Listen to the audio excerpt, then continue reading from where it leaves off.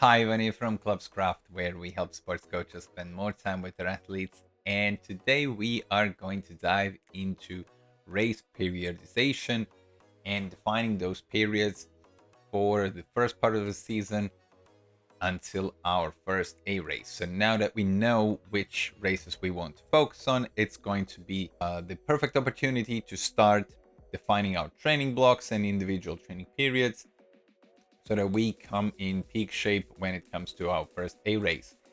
And the first race is quite easy to set up. So the first thing that you need to do is basically look at the calendar and know when your A race is going to be. And if this is multiple races clumped together in a 1 to 3 week period, all of these are treated as one race. So all of these A races, or a mix of A and B races, are going to be your race period. And then working backwards 2 weeks, this is going to be known as your peak phase. The peak phase is there to really dial down the training volume, but we are still keeping the training intensity relatively high so that we can start slowly absorbing all the work that we've done over the previous months and really get race ready for our A race. We have to move back another 6 to 8 weeks. This is going to be known as the build period. This is pretty much the time when we have the biggest amount of intensity in our training, but the volume is going to be slightly lower than the ones that come before it. And the build period itself is going to be split up into two distinct segments, build 1 and build 2.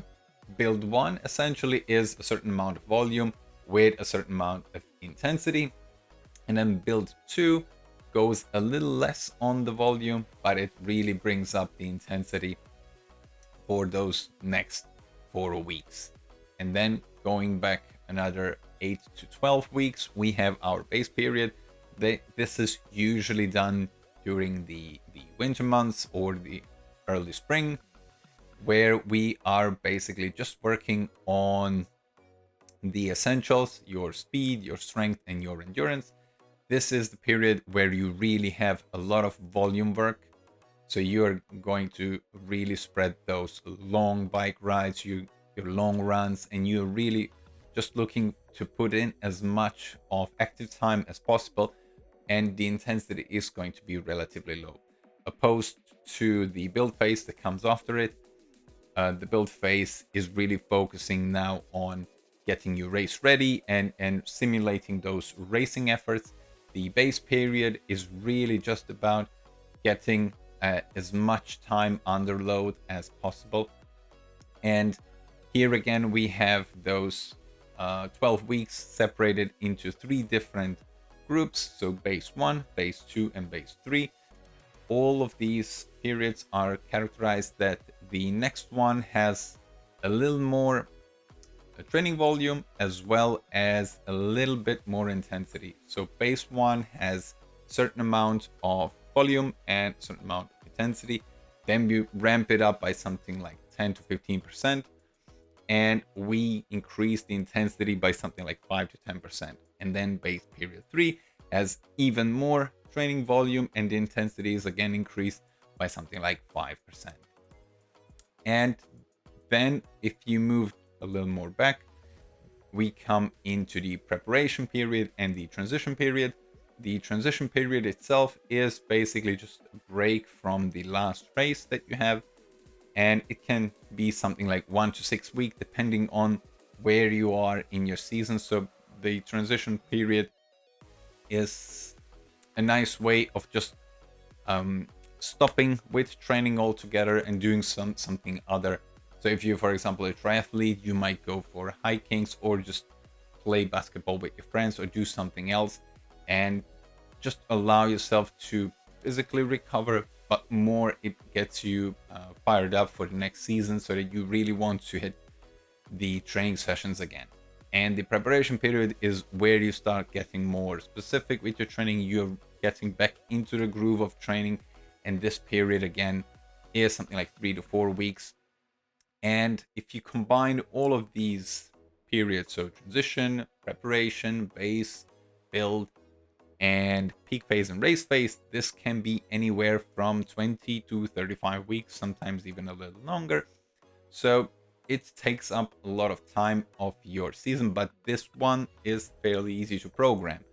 Then if you have one or two more races later on in the season, now it's where it gets tricky, and now we really have to concentrate and make the best use of the time between the races. So if it's the best approach is to have a transition period of 1 week, then to have either two periods, either base 2, base 3, or a build 1 and 2, and then allow again for a peak phase for the next race. And this is 11 weeks of training again, and usually you are not that lucky that your two A races are going to be precisely separated by 11 weeks. So we have to start making adjustments. We should always have this 1 week of transition after the first race, because you really need to just decompress and just enjoy not training and not being able, or not being in this rat race of training and training and training. Do something else, enjoy the downtime, and then come back fresh to the next bulk of your training. You also should have at least 1 week. It's even better if you have 2 weeks of peak phase, and then everything that's in between, so those 8 weeks, depending on how these are cut.